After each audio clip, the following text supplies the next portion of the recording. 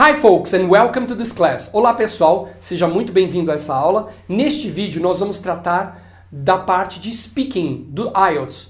Se você é aluno básico, esse vídeo não é recomendado, pois será totalmente ministrado em inglês.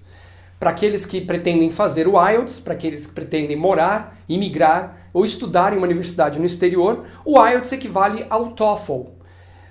Somente que alguns países, como a Austrália, Canadá e alguns países do Reino Unido, exigem o IELTS ao invés do TOEFL. Então, o IELTS, neste vídeo especificamente, vamos tratar do IELTS Speaking Task 1. The IELTS test is divided in two types. There are two types of IELTS test, the academic test and the general test. But both of them deal with the same structure of the section 1, the task 1 of the speaking test. The speaking task 1 has the same structure for the academic version and the general version. So in the speaking task 1, we are going to have about 4 or 5 minutes introduction plus 2 topics to talk about. It's going to be face-to-face. You are going to be there personally, face-to-face with the examiner, and you will be oriented to talk about a specific topic. The most common topics in this section of the IELTS, the interviewer will ask your name, or you should introduce yourself. Hi, my name is Gabriel, nice to meet you. And then you are supposed to talk about, you're going to be asked about typical topics like, what is your hometown like? What is your country like? Where are you from? Tell me about your country, your neighborhood, your work. What hobbies do you like? What hobbies do you have? Are you studying anything? Why are you studying this? Food. What are your favorite kinds of food? Friends, sports, family. These are the most common topics on the IELTS test. And the examiner will be looking at specific items like pronunciation, fluency, vocabulary, and grammar. So you will be evaluated on these 4 items. So in this video, I'm going to talk to you about what you should do and what you should not do on the IELTS speaking task 1.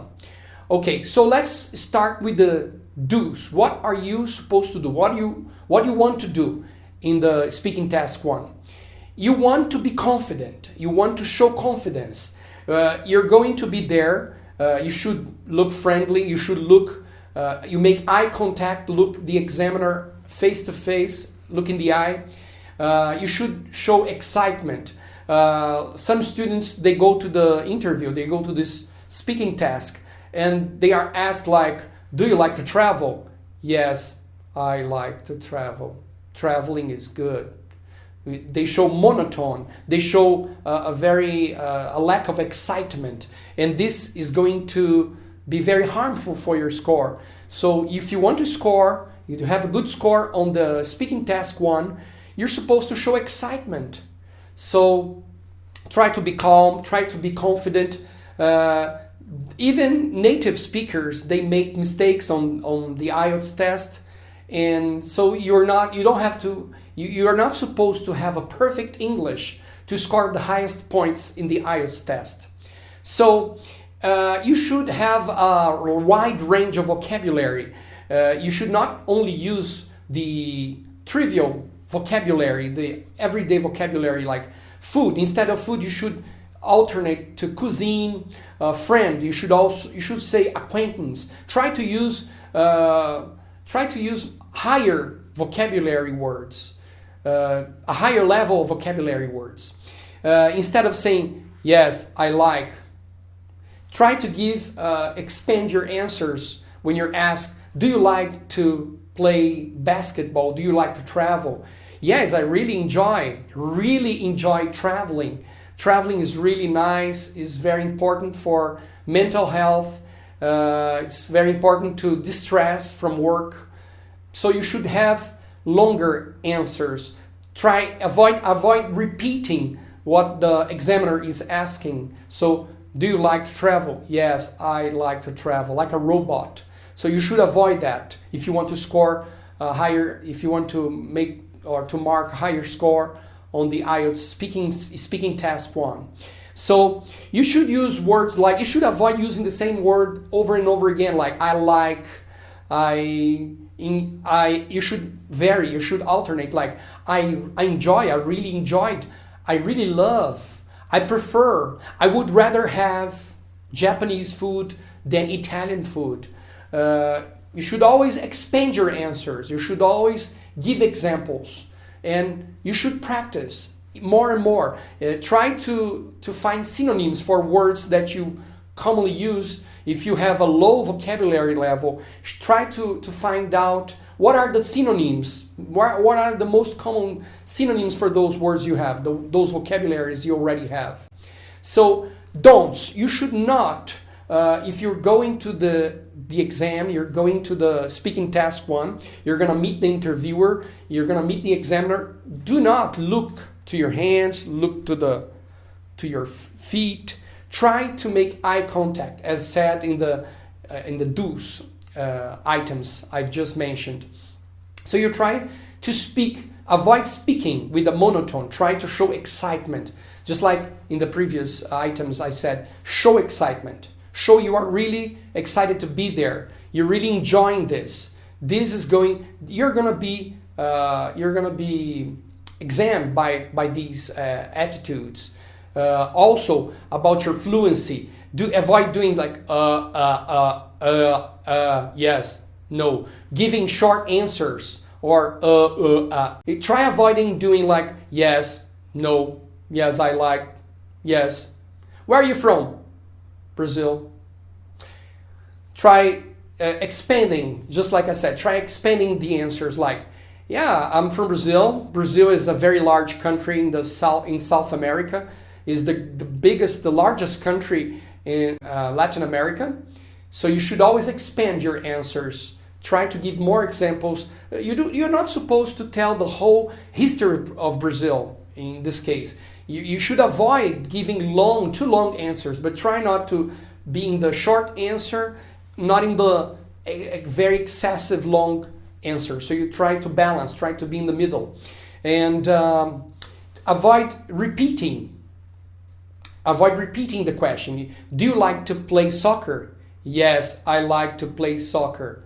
No, I really enjoy it. It's really nice. It's like the most popular sport in my country. Try to expand your answer, just like I said. Should not keep to the short answers or yes or no, speaking with very lack of excitement, showing a monotone, showing a monotone on your voice. You should show excitement. So avoid going off the topic. The examiner is going to ask you, tell me a little bit about your political situation, the political situation in your country. And then you start talking about some other thing, the TV, and you go to the fashion, and then you start talking about tourism, and you go off the topic. You should keep on the topic always. Try not to go off the topic, right? Should be focused, should show you are focused on the answer, and not too large and not too short. Should balance your answer. And also avoid answering I don't know. I don't know is not good. I don't know. If you don't know, just make up. You're supposed to make up. It's not bad to make things up in the test. You're not supposed to tell everything that you tell is going to be reality. You can make up. You can create fiction. If you don't have an answer, try to make one up. So this is what important is to show you are fluent, show your fluency, show you have a good pronunciation, extensive vocabulary, and a very good command of the grammar of the language. So avoid speaking too quickly or too slowly. Too quickly because you're very nervous.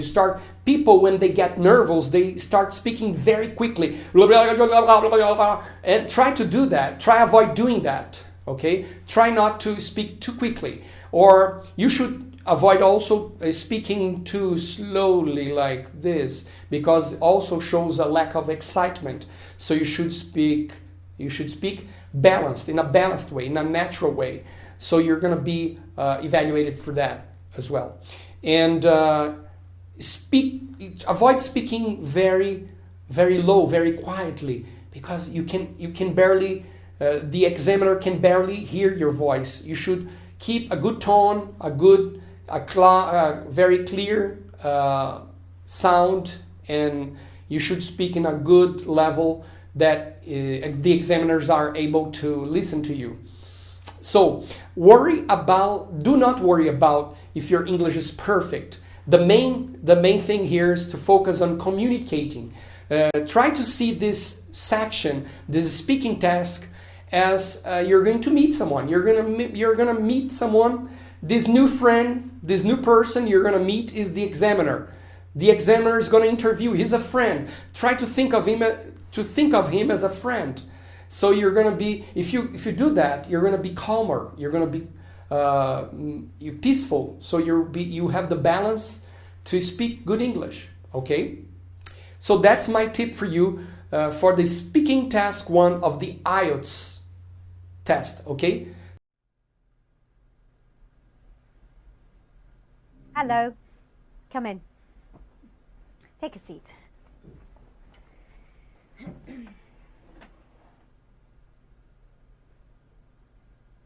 This is the speaking test of the International English Language Testing System, taking place on Saturday the 29th of September at Didtown Centre.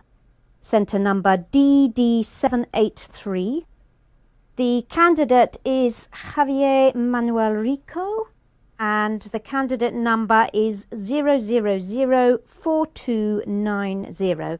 The examiner is Carol Kennedy, examiner number 433816. Good morning. My name is Carol Kennedy. Can you please tell me your full name? Yes, I'm Javier Manuel Rico. And what should I call you? You can call me Xavi. Can I see your identification, please, Xavi? Here.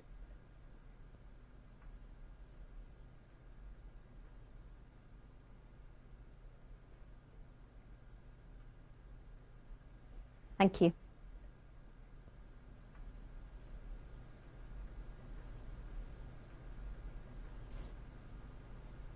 Right. In the first part of the interview, I'm going to ask you some questions about yourself. So let's talk about what you do. Do you work or study? I'm still studying in my final year. I've nearly finished my course. And what are you studying? And do you enjoy it? I'm studying law, and yes, I do enjoy it, most aspects of it. But in this final year, there is a lot of hard work and a lot of reading, and I cannot say that I enjoy all of this reading, but what I really enjoy is working on case studies. What I mean is discussing cases. I like to exchange ideas with people. So what are your future plans? I want to have a career in law. I have to decide which area to specialize in first, and then maybe study for another 4 or 5 years. I hope to specialize in environmental law, which is the law that businesses use to have to abide by to ensure that their practices do not affect the environment. Let's talk about friendships. How do you spend time with your friends? Like most other people, I think, having a drink or a meal. I play football sala with some old friends. I think it's called five-a-side in this country. There are sometimes 6 or 7 of us. I haven't been able to keep it up, so I'm looking forward to getting back into it. And is there one person you could call your best friend? I would say maybe my girlfriend is my best friend. Although if you ask her, maybe she doesn't say this. But among my male friends, I do not think that I have a friend who is closer than all the others. In Spain, we tend to have a big group of friends. On the weekend, maybe a Friday or Saturday, we will all go out together.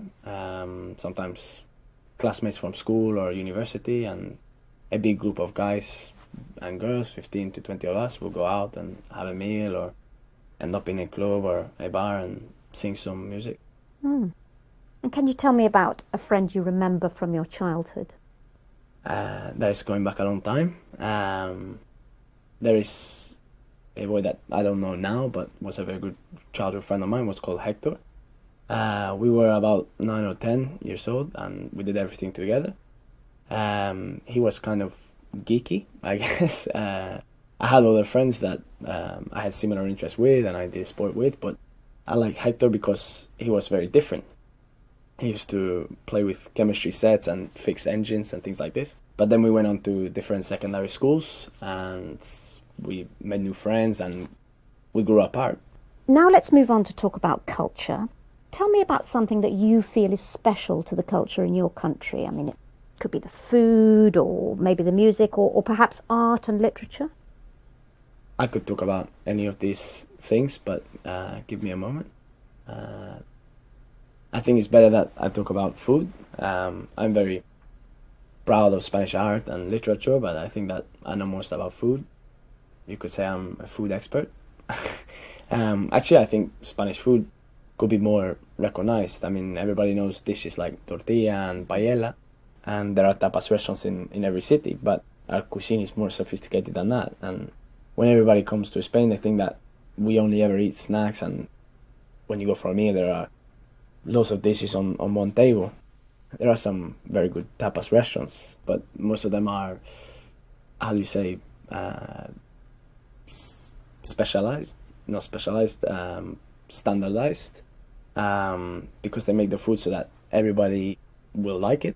It's like Italian food or Chinese food. So is there a traditional dish that's associated with your country? I'd say that there are not one traditional dish, but there are many regional dishes that are famous. For example, paradilla is very famous in coastal areas, which is grilled seafood, and a good one will have every kind of fish you can imagine. But if you're in the mountains, you will eat food that is from the mountains, maybe a deer or goat or things like this. But don't think that Spanish food is necessarily just about traditional dishes. Like I say, the best restaurants are the most adventurous. Thank you.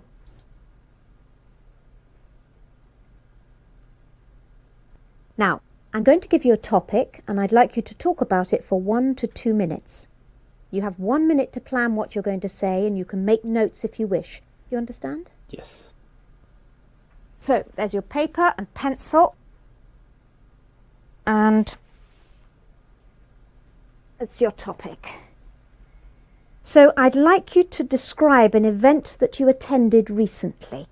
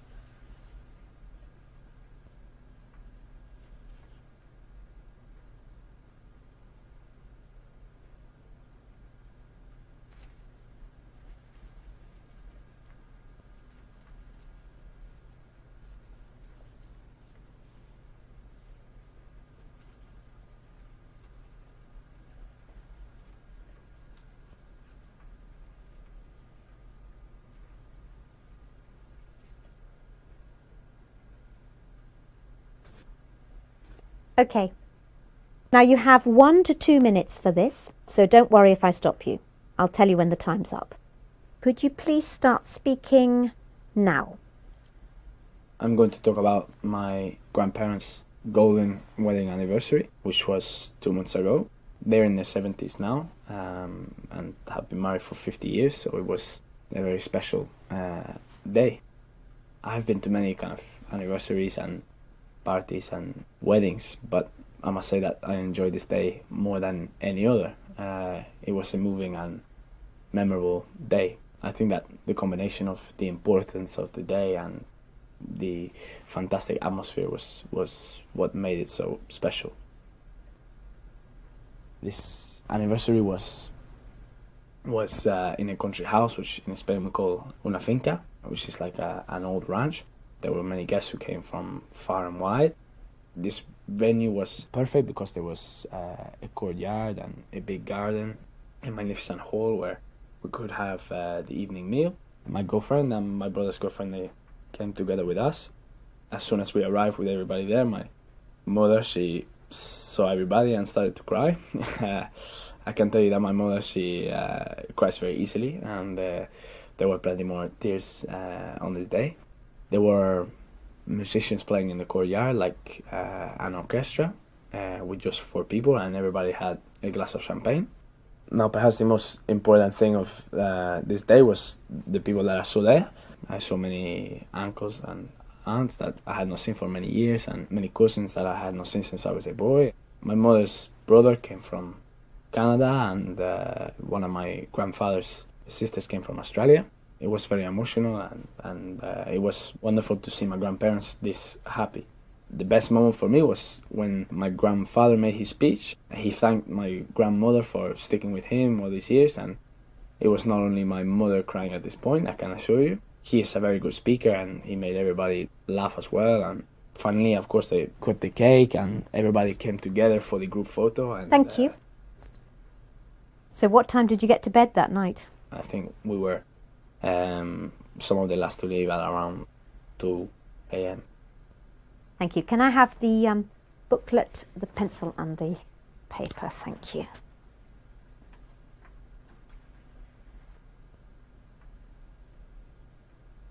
Now, you've been telling me about an important event in the past that you attended. Now, in the final 5 minutes of this test, I'd like to ask you some more general questions that are related to this. Let's talk about past events in general. Do you think photographs are the best way to record and remember special events in our lives? That's a really good question, and I mean, of course, photos are a part of our lives now in a way that was not possible in other eras. I read the other day that more photos are taken now than ever before, and I mean, millions or maybe billions of photos every day. It's as if we have to take a photo to prove that something happened. I can understand that. I mean, I think that people want to remember special events and even everyday things too. And personally, I love taking photos when I go places and see my friends. And I also love looking at old photos. I think they can provide an insight into the past as well. Why do you think that? I think that they can be very powerful and remind us of special places and people, and even remind us what we were doing this day or how we can be feeling in this moment. They are also a record of our lives visually, and for example, photos of you as a baby and then as a child, and that thing is an incredible thing, like a diary. I think it can act as a trigger for memory as well. What about written records? Can they also encourage us to remember past events? Written records? By written records, do you mean writing things down like diaries or letters? Yes. Well, yes, I think that writing things down can definitely help us to remember the past, but also the reality is that people no longer write things down in the same way, like long letters or diaries. Some people do, but I think that we have less time and patience nowadays, and writing is more of a luxury, I suppose. In fact, I cannot remember the last time that I put pen to paper, apart from this exam. I think I can just about stretch to a postcard. However, my mom tells me that she kept a daily diary throughout her childhood, recording everything that she did. She wrote lots and lots during the school holidays especially, and I like the idea of doing that, but I know that I would never get around to actually sitting down and putting my thoughts on a page. And which do you think is better, recording important moments by taking photographs or by writing them down? Well, I'm not sure that I can come down on one side or the other. Though on balance, I would say that visual image is more powerful. I'm trying to think of a good example here. There are so many famous photos that capture a moment in time, but one particular photo stands out for me is the image of the wall coming down in Berlin, in Germany in 1989. When you look at the photos, you can imagine the place and the time and the moment very, very clearly. And I think it's amazing that one image can do that. Some people think that it's more important to be concerned about events in the future than events in the past. What do you think? I'm not sure that I can agree with that, because I do not believe we can make sense of the future unless we understand what happened in the past. Why do you say that? Well, in Spain we are very proud of our culture and identity, and I'm sure that that is true for many people across the world. Maybe that's why so many people spend a lot of time researching back into their family history. I know that from traveling around to other countries like the UK, how important history is and how important celebrating the past is. It enables people to understand where they came from and where they are going. So in that sense, the past and the future are linked. So we cannot forget the past, even if we do want to concentrate on the future. Thank you very much. That's the end of the speaking test. Thank you.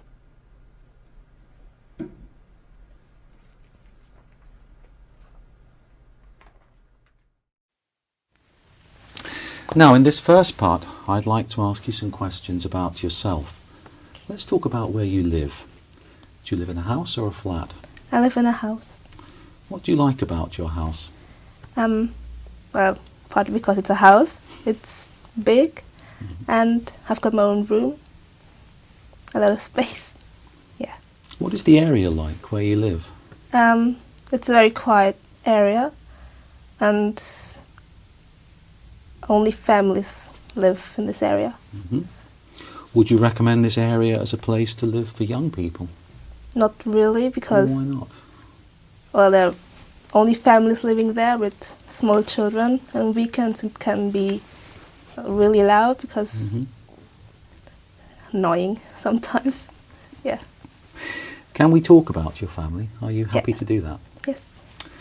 Do you have a large family or a small family? A small family. Can you tell me something about them?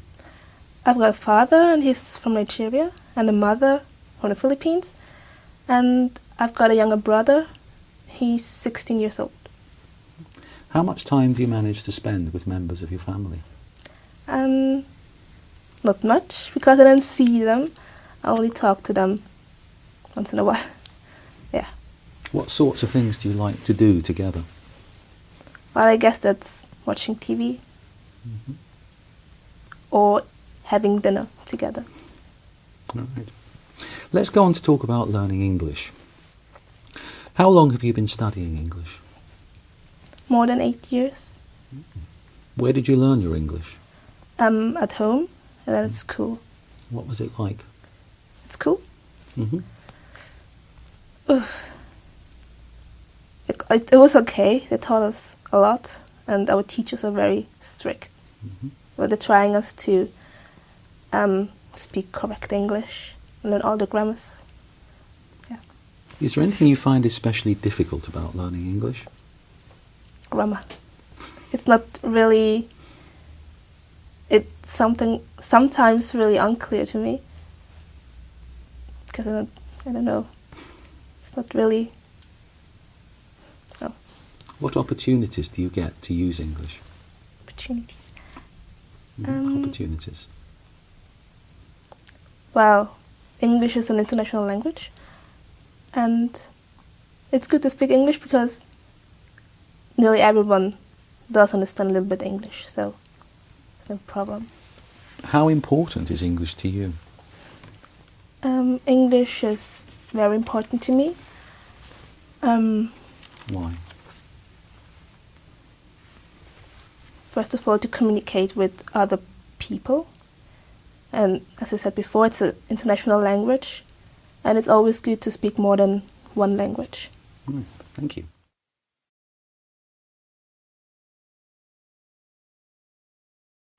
Tina, now I'm going to give you a topic, and I'd like you to talk about it for 1 to 2 minutes.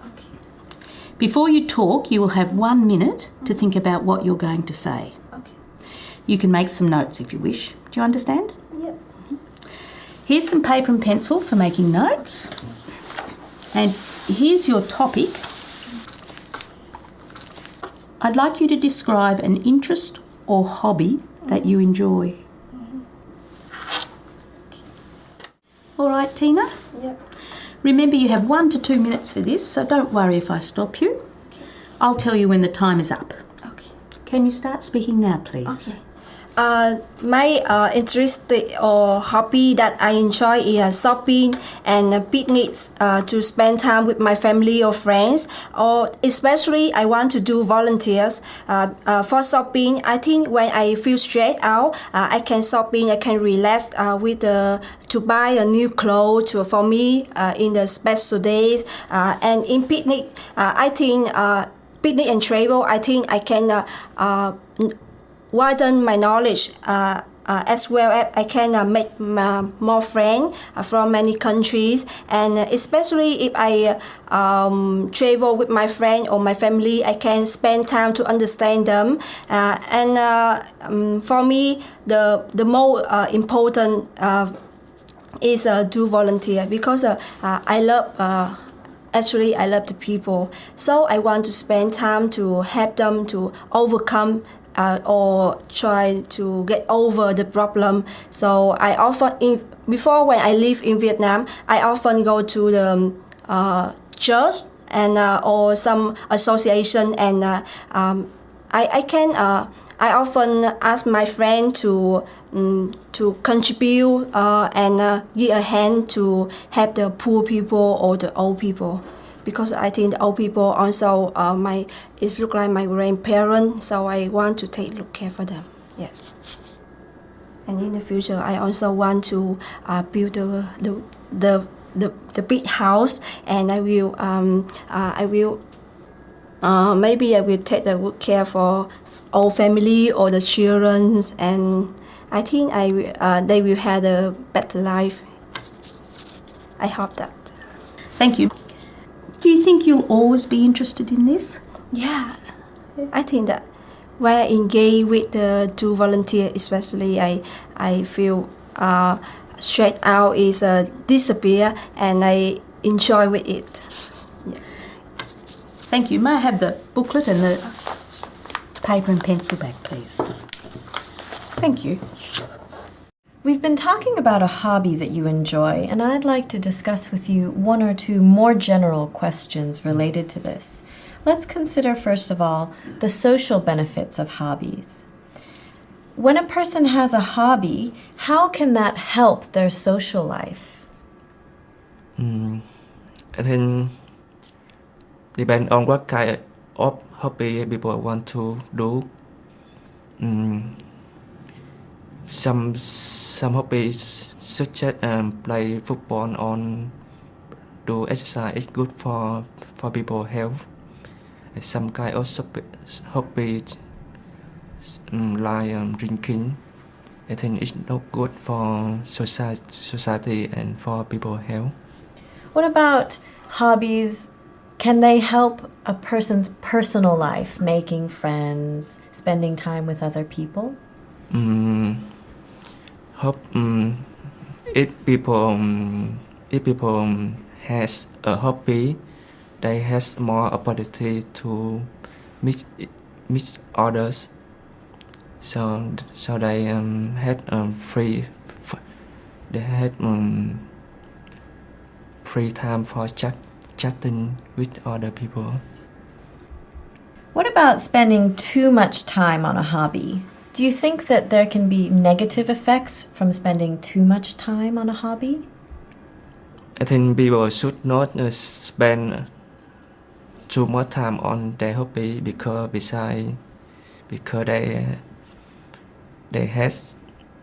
have their work and on their studying they have to do. So you mentioned work and study. Are there any other parts of a person's life where it could be negative to spend too much time on a hobby? Sorry, could you repeat? You mentioned work and study as areas where negative effects can happen. Are there other parts of your life where it can be negative?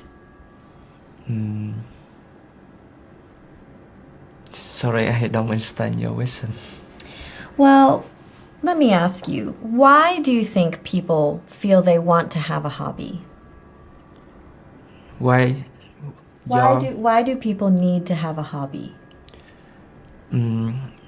I think people should have a hobby because they should balance the working time and relaxing time. It's good for their health. It help people relaxing after a hard working day. Let's talk about leisure time now. So in Vietnam, how much time do people spend on work and how much free time do they have? In Vietnam, people work 5 days on once a week, and maybe they spend their hobby on weekend. And what about in the past? In the past, did people work 5 days a week only? So I'm not sure about that. Maybe 6 days in once a week. Maybe 6 days a week. Well, what about in the future? In Vietnam, do you think people will have more or less free time in the future? I think in the future, the economy is more developed, so people get more salary, so they have more opportunity to travel. Thank you very much. That's the end of the speaking test. Thank you.